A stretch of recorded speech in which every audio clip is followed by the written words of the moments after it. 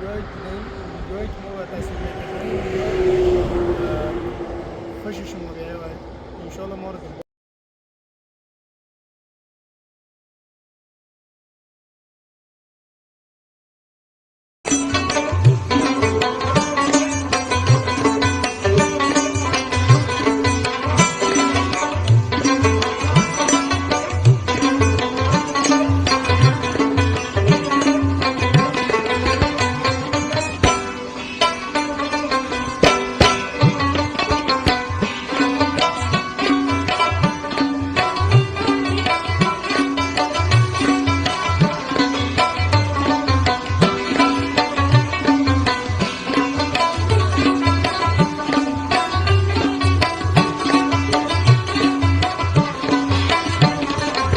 سلام علیکم. سلام علیکم. خوب هستی؟ جانو سلامت بخیر هستین؟ خوب هستی؟ بخیر میبینید شما را؟ شکر سلامت. سر محترم نام بزرگ شما و از کدام ولایت از کجا هستین؟ نام ما قاری میرآقاست. از ولایت بغلان به سیاحت آمدیم بدخشان. دیروز از بغلان حرکت کردیم. ماشاءالله راهاش خیلی یک راه خوب دیگه جاهای سیاحتی داشت. جایی است که واقعا به دیدن تعلق داره که باید دیده شود. آمدیم رفتیم ولسوالی ارگو. از ولسوالی ارگو ولسوالی درایم رفتیم. شب اونجا گذراندیم.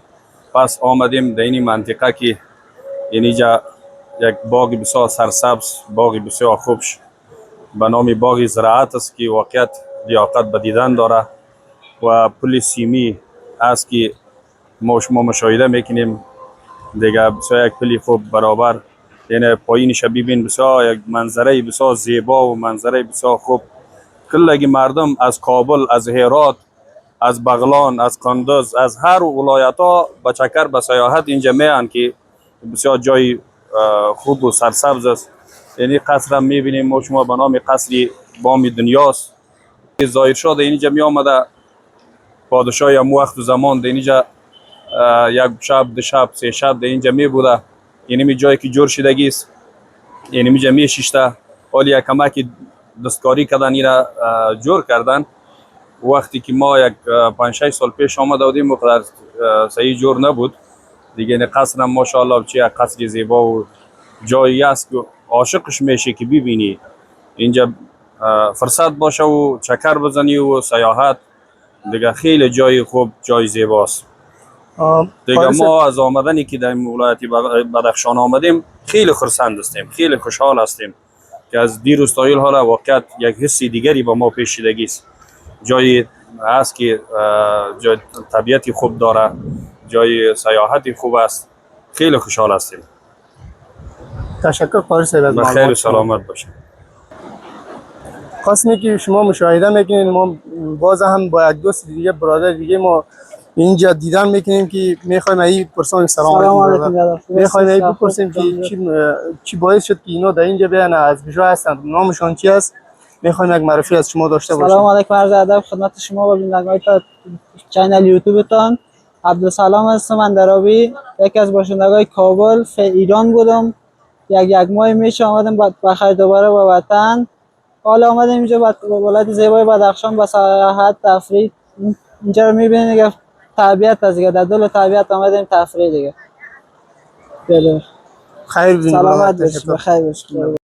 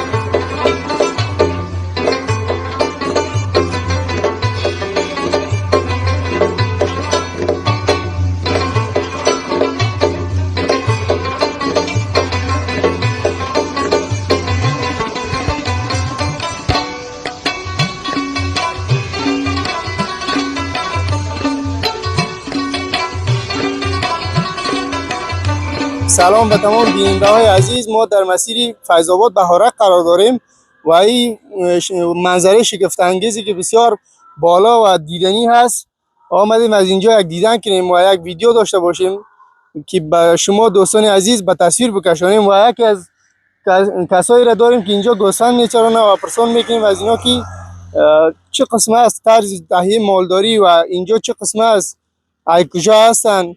میریم به طرف برادر عزیز. سلام بیادر، خوب هستین؟ بخیر هستین؟ آرومی است، قراری است. نام مبارکتان از کجا هستین؟ گلبدین از سولات قنز ولسوالی امام صاحب.